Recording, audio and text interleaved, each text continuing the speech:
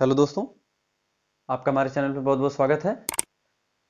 पिछले वाली वीडियो में हमने प्रतिस्थापन द्वारा समाकलन के बारे में जाना था। क्या जाना था कि इंटीग्रेशन बाय सब्स्टिट्यूशन मेथड। इसमें हमने ये जाना था कि हम प्रतिस्थापन लगाते क्यों हैं। हम प्रतिस्थापन तब लगाते हैं जब हमारा इंटीग्रैंड, जो हमारा इंटीग्रल होता है, वो हमारा साधारण सूत्रों से नहीं लगता है। तब हम क्या करते हैं, हम प्रतिस्थापन लगाते हैं। प्रतिस्थापन में होता क्या है कि जो हमारा एफ एक्स दिया रहता है, जैसे में अभी हम बता दें कि यदि हमारा इंटीग्रेशन में हमको दिया है, ये हमारा क्या है, एफ एक्स, और उसको एक्स के सापेक्ष समाकलन करना है, ये दिया रहता था। तो हम ये जो हमारा वेरिएबल एक्स के टर्म में दिया है, जब हमारा ये इंटीग्रेशन साधारण नियमों से नहीं होता है, तो हम यहाँ पर प्रतिस्थापन करते हैं। तो प्रतिस्थापन में होता क्या है, जो हमारे ये वेरिएबल एक्स के टर्म में दिया है, इसको हम अन्य वेरिएबल में कन्वर्ट कर लेते हैं। सबसे पहले हम मानते क्या है कि ये जो हमारा एक्स है, मार्कर नहीं चल रहा है, ये जो हमारा एक्स दिया हुआ है, हम करते क्या है, इस एक्स के स्थान पे कोई अन्य वेरिएबल हम जी टी रखते हैं। ठीक, जी टी रखते हैं। अब इसको हम करते क्या है, इसको हम ये करते हैं कि डिफ्रेंशिएट, क्या करते हैं, differentiate with respect to t करते हैं। क्या करते हैं, इसको हम differentiate with respect to t करते हैं। इसलिए जब हम इसको x के सापेक्ष हम इसका सॉरी जब हम t के सापेक्ष इस वेरिएबल को हम क्या करते हैं, डिफरेंशिएट करते हैं, तो होता क्या है, कुछ ये हमारा होता है dx अपान में dt, t से हम कर रहे हैं, और ये हमारा क्या होता है, ये हमारा मिलता है g डैश टी मिलता है। होता है कि नहीं होता है, ये हमारा g डैश टी मिलता है। अब यहाँ से होता क्या है कि अब देखिए ये हमारा dx है, और ये जो dt उस साइड चल के क्या हो गया, ये हमारा हो गया g डैश टी, और ये हमारा हो गया dt हो गया। तो देखिए जब हमने हमने x के स्थान पे हमने t रखा, तो ये हमारा इंटीग्रेशन क्या हो गया, ये हमारा हो गया g ऑफ t, और ये हमारा जो dx है, ये पूरा का पूरा क्या हो गया, ये हमारा हो गया dt। और देखिए ये हमारा g डैश टी अपन में dt हो गया। कहने का मतलब ये है कि जब हमने x को क्या किया, हमने gt के बराबर माना, तो डिफरेंशिएट कर दिया, तो ये पूरा का पूरा जो x वेरिएबल था, ये पूरा का पूरा किस में कन्वर्ट हो गया, हमारा t वेरिएबल में कन्वर्ट हो गया। जब t वेरिएबल में कन्वर्ट हो गया, तो हमारा अब क्या करेंगे, हम यहाँ पर जो कुछ हमको प्राप्त होगा, उसका हम साधारण सूत्रों से हम आसानी से इंटीग्रल फाइंड कर लेंगे। अब जब हम इसको इस x वेरिएबल को किसी अन्य वेरिएबल में कन्वर्ट करते हैं या बदलते हैं, प्रतिस्थापन करते हैं, तो प्रतिस्थापन हमारा एक चीज का ध्यान रखना है कि प्रतिस्थापन हमारा कुछ इस तरह से होना चाहिए कि जो कुछ भी हमको प्राप्त होता है प्रतिस्थापन के बाद, उसको हम क्या करते हैं कि हमारा कुछ इस तरह से प्रतिस्थापन होना चाहिए, ताकि उस पर हम साधारण नियम को अप्लाई करके हम आसानी से उसका क्या करें, इंटीग्रेशन कर सकें। तो इत्यादि चीज हमने पिछले वाले वीडियो में डिस्कस किया था। पिछले वाले वीडियो में हमने इतना सब कुछ जाना था। अब उसी के आगे हम प्रोसीड कर रहे हैं। थोड़ा सा कुछ क्वेश्चंस हैं, उसको लेकर के ध्यान में रखने वाली बात यह है कि जो आपको एफ एक्स के स्थान पे जो हमारा फलन दिया रहता है, उसको कुछ ऐसा प्रतिस्थापन करें ताकि लगे कि नहीं कि कुछ उस जो आप टी वेरिएबल को मान रहे हैं, जो हमारा एफ एक्स में दिया है, उसको टी मानना ऐसा है कि हमारा आसानी से समाकलन हो सके। तो चलिए ऐसे कुछ क्वेश्चंस लेकर देखते हैं कि करना उसको कैसे है। अब हम अगला क्वेश्चन देख लेते हैं कि अगला क्वेश्चन दिया क्या है। देखिए शायद क्वेश्चन बता दिए होंगे, अगर लेक्चर में तो ठीक है, नहीं तो अब देखिए। एक क्वेश्चन हमारा इस तरह से दिया है। कैसे दिया है क्वेश्चन, देखिए यदि हमको क्वेश्चन दे देता है कि इंटीग्रेशन में दिया है dx अपान में x plus x log x दिया है, ठीक, इसका आपको इंटीग्रेशन करना है। तो इसका इंटीग्रेशन कैसे करेंगे, सबसे पहले हम इसमें क्या करेंगे, सबसे पहले हम इसमें ये करेंगे कि देखिए ध्यान से देखिए, इसका इंटीग्रेशन करने से पहले सबसे पहले इसमें हम कुछ चेंज कर लेते हैं। क्या कर लेते हैं कि यदि हमको dx दिया है, तो x यहाँ भी है, तो एक एक्स को आप कॉमन कर लीजिए तो यहाँ पर हो जाएगा 1 प्लस ये हमारा लॉग एक्स हो जाएगा। ठीक, इस तरह हो जाएगा dx। अब देखिए ये हमारा 1 में मल्टीप्लाइड करेंगे तो x होगा, प्लस इसके साथ मल्टीप्लाइड करेंगे तो x log x हो जाएगा। पुराने फॉर्मेट में प्राप्त जैसा था वैसा हो जाएगा। ठीक, अब करेंगे क्या, यहाँ से अब हमको t मानना है। अब इसमें से किसको हम t माने कि हमारा जो समाकलन बहुत इजी वे में हो जाए। तो हम क्या करेंगे, यहाँ से आपको दिख रहा है कि 1 प्लस लॉग एक्स, हम क्या करते हैं, लेट माना 1 प्लस लॉग एक्स बराबर टी मानते हैं, हमने मान लिया। अब होता क्या है, जब यहां से हम टी मान लिए तो इसको हम क्या करते हैं, डिफरेंशिएट करते हैं।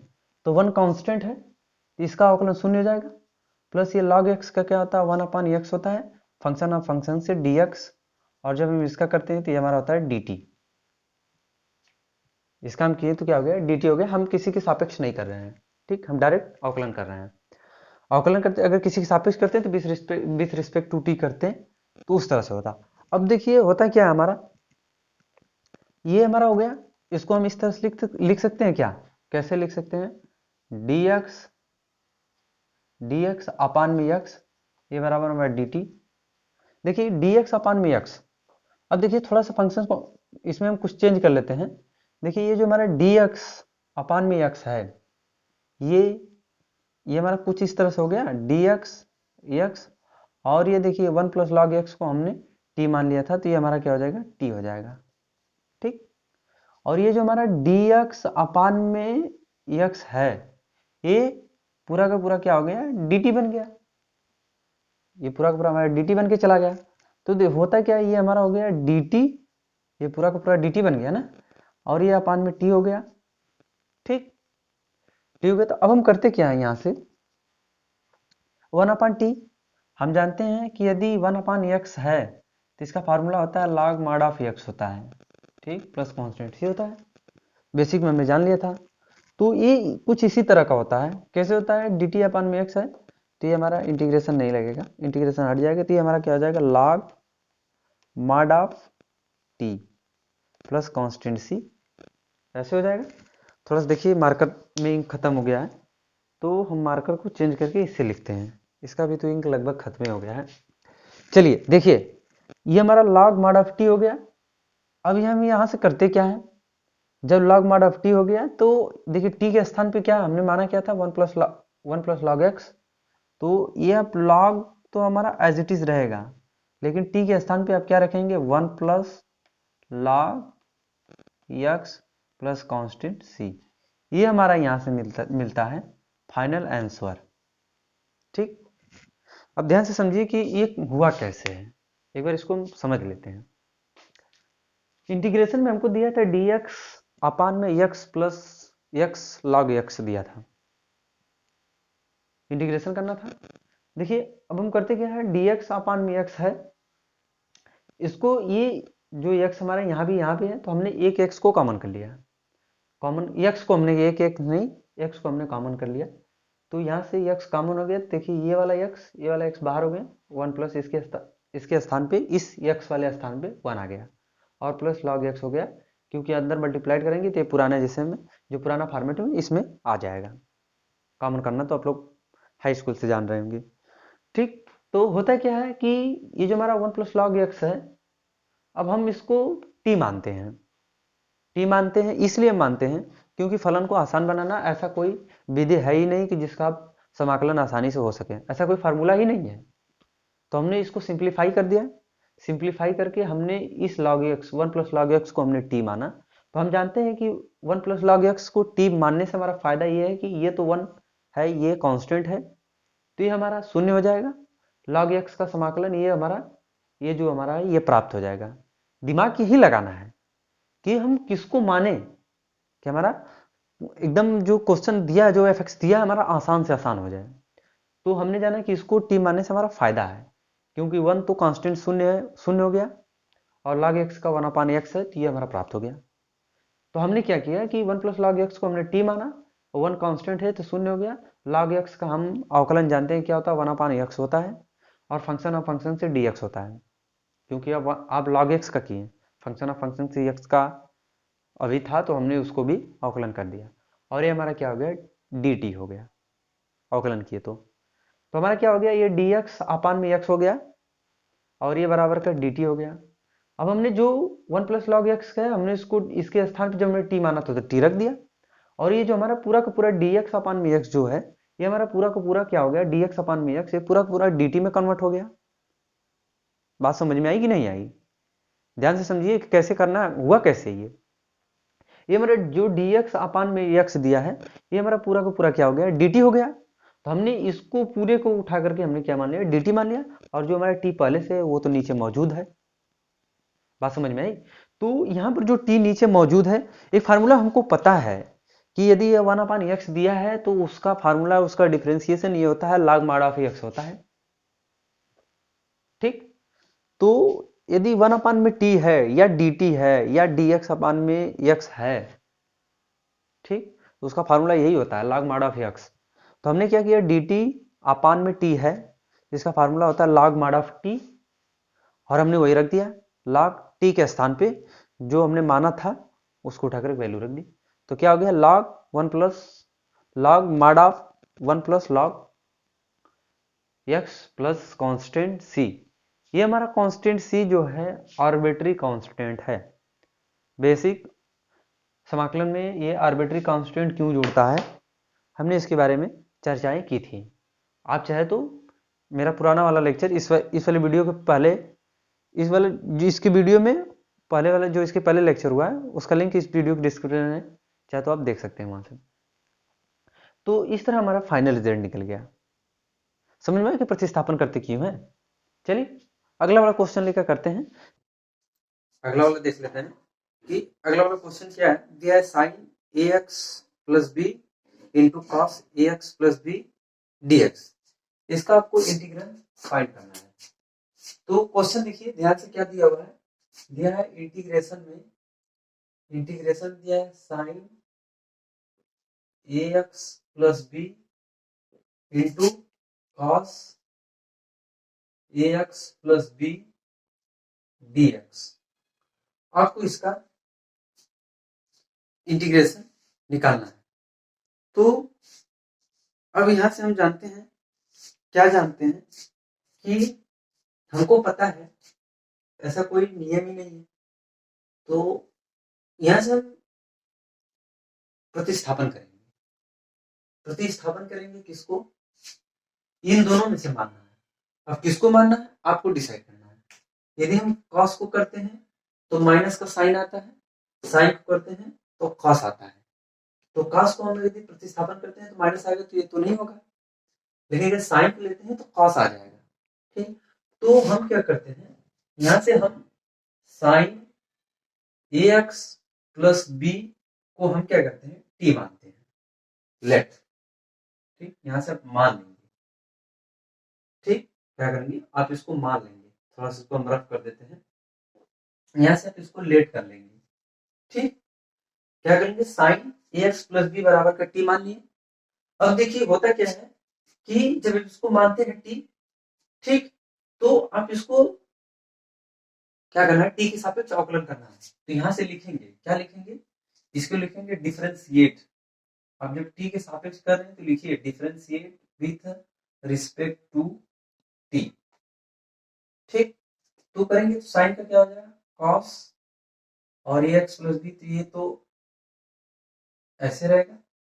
फिर फंक्शन ऑफ फंक्शन से ए एक्स प्लस बी का करेंगे, ए एक्स प्लस बी का करेंगे तो हमारा ये कांस्टेंट है तो ये तो बाहर आ जाएगा। लेकिन ये जो हमारा एक्स है ये हमारा क्या हो जाएगा, dx हो जाएगा।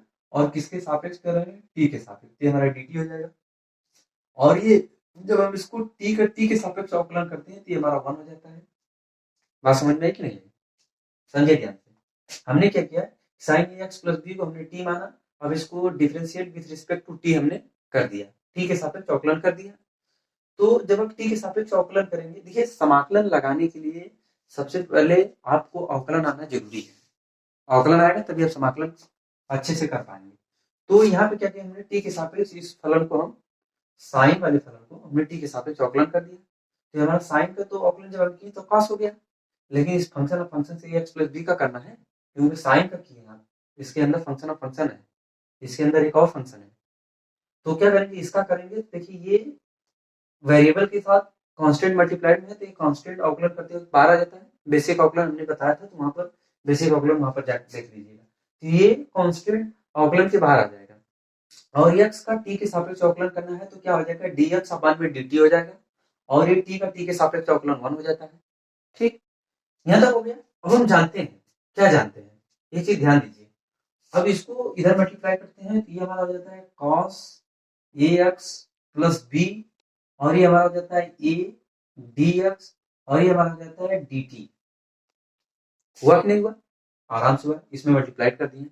अब देखिए ये जो कांस्टेंट मल्टीप्लाइड में है इससे dx में, ये उधर जाकर के बटे में हो जाएगा, तो ये हमारा कुछ इस तरह से हो जाएगा cos ax प्लस b, और ये हमारा हो जाएगा dx, ये उस साइड हो जाएगा तो बटे में हो जाएगा, dt अपान में ये हो जाएगा। बात समझ में? देखिए ये उस साइड जाकर के बटे में हो गया।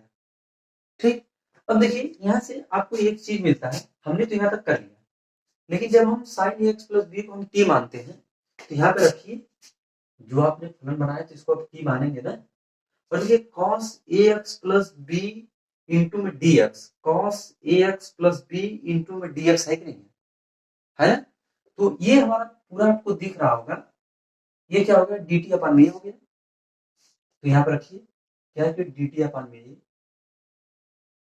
कोई बात नहीं, समझ आई आपको? अब आपको इसका समाकलन करना आसान हो गया। जब साइन एक्स प्लस बी को हमने टी मान लिया और इसको डिफरेंशिएट कर दिया, तो हमारा क्या हो गया, साइन एक्स प्लस बी को हमने टी माना, और ये हमारा cos एक्स प्लस बी अपने ऑटोमेटिक जो हमारा g dash t d t बना था फंक्शन, जो हमने भी बेसिक बताया था, g dash t d t बना था, वो यही है। ये देखिए cos ax plus b into में dx, ये हमारा क्या हो गया, dt अपान बी, ये पूरा का पूरा जो हमारा dt बना था वही है, ये हमारे इसमें कन्वर्ट हो गया। ठीक, देखिए यहाँ पे समझिए sine x plus b t, और ये पूरा पूरा cos एक्स प्लस बी, देखिए पूरा पूरा किस में हो गया, dt अपान में ये में हो गया, बदल गया, पूरा का पूरा सवाल का रुख बदल गया। ठीक, ये समाकलन अजूबा। देखिए अब होता क्या है, ये हमारा dt अपान में, हम जानते हैं कि यदि कोई भी कांस्टेंट सीधा सीधा यदि मल्टीप्लाइड या बटे के रूप में हो समाकलन करते वक्त, हमने बेसिक समाकलन में जब पढ़ा था तो हमने 4 फार्मूले उसमें बताए थे कि यदि कोई भी कांस्टेंट हो समाकलन में तो समाकलन के बाहर कर लिया जाता है। आपको पता है कि यहाँ पर dt अपान में ये लगभग 1 अपान a का काम करता है। ठीक, तो आप इसको क्या करेंगे, ये dt का रहने देंगे। ठीक, इसको आप इस तरह भी लिख सकते हैं, देखिए मैं बता दे रहा हूँ इसको, आप इसको 1 अपान ये, इसको इससे भी कर सकते हैं 1 अपान ये हमारा हो जाएगा dt। ठीक, इस तरह हो गया। अब देखिए ये 1 अपान ये है, और ये t यहाँ फलन बन गया हमारा t है, fx में t है, और इसका t के सापेक्ष समाकलन करना है। ये 1 अपान ये जो है, ये क्या होता है, इंटीग्रेशन के बाहर आ जाता है, और ये हमारा क्या हो गया dt, और ये हमारा dt, जो t है उसका t के सापेक्ष समाकलन करना है। अभी यदि आपको fx में हमने शुरुआती में बताया था कि जो हमारा इंटीग्रेशन जो होता है, हमारा x दिया रहता है उसको एक सापेक्ष समाकलन करना है, सॉरी एक सापेक्ष समाकलन करना है, जो fx है उसका एक सापेक्ष समाकलन करना था। इसको हमने अन्य वेरिएबल t में कन्वर्ट किया था, तो हमको क्या मिला था, जो हमारा gt मिला था वो g डैश t dt मिला था, वही चीज है यहाँ पर, fx पूरा का पूरा अन्य वेरिएबल में कन्वर्ट हो गया। तो प्रतिस्थापन हमारा ये कहता है कि प्रतिस्थापित, जब आप हमको fx को प्रतिस्थापित करते हैं किसी अन्य वेरिएबल में, तो हमारा प्रतिस्थापन कुछ ऐसा होना चाहिए ताकि उस पर हम साधारण नियम लगा सकें। देखिए चाहे यहाँ पर x हो तो यहाँ पर जो है कि dx होता, यहाँ पर t है तो यहाँ पर dt हो गया।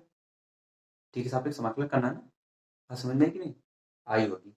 चलिए अब हमको पता है कि इंटीग्रेशन का रूल ये कहता है कि यदि इंटीग्रेशन हो, यदि इंटीग्रेशन आप x का कर रहे हैं dx, तो ये हमारा फार्मूला कहता है कि x के पावर में n यदि हो, पावर में हो, तो उसका क्या करते हैं, पावर में 1 प्लस ऐड करते हैं और जो पावर होता है वो n प्लस अपान में नीचे आ जाता है, प्लस इसके साथ कांस्टेंट सी रहता है।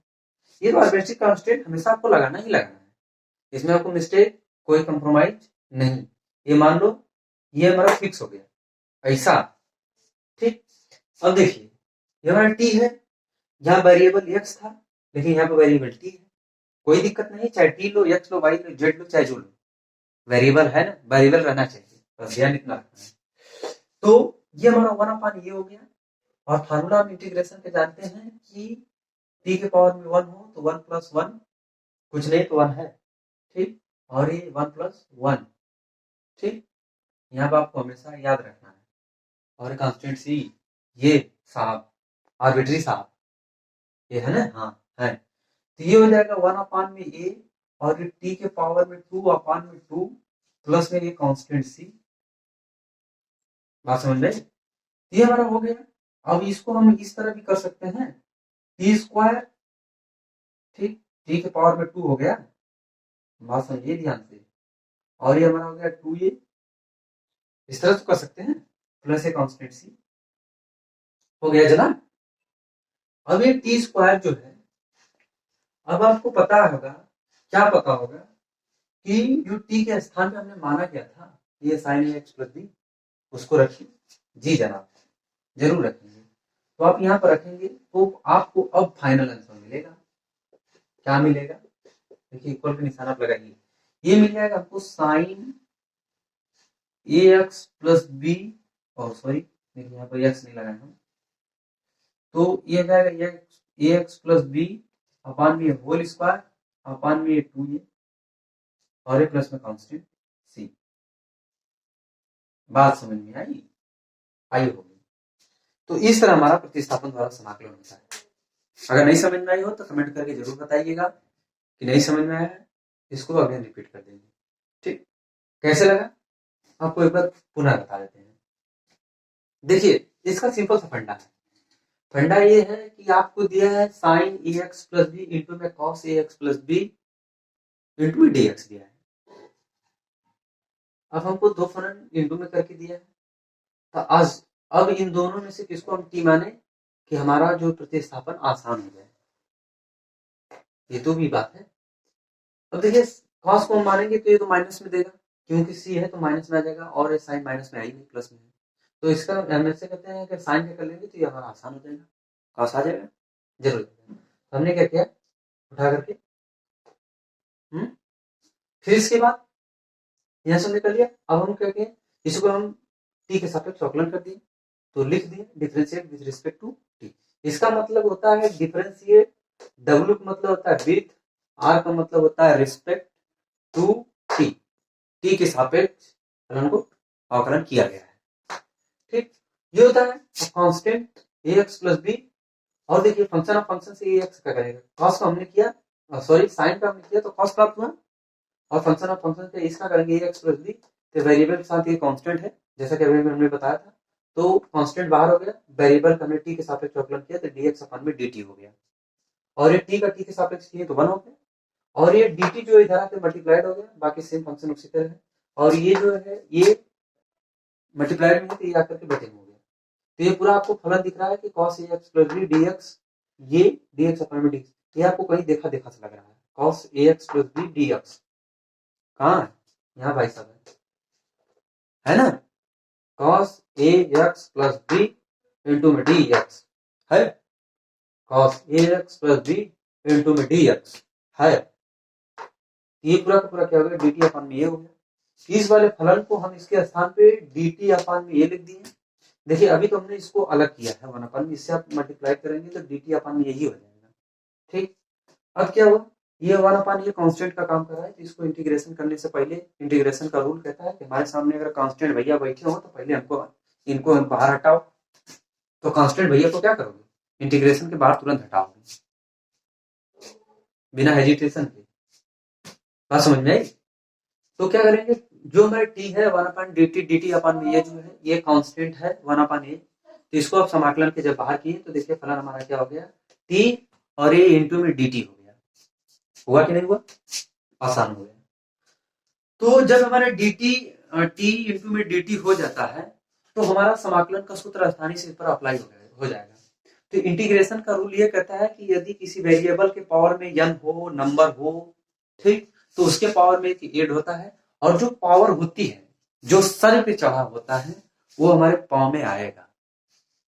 जैसे भाई साहब ने बताया यक्स पावर में यदि n हो, ठीक, तो क्या होता है n+1 अपान में n+1, जो पावर में हो उसमें एक एड होता है और वही पावर बटे के रूप में नीचे आ जाती है, अपान के रूप में नीचे आ जाता है।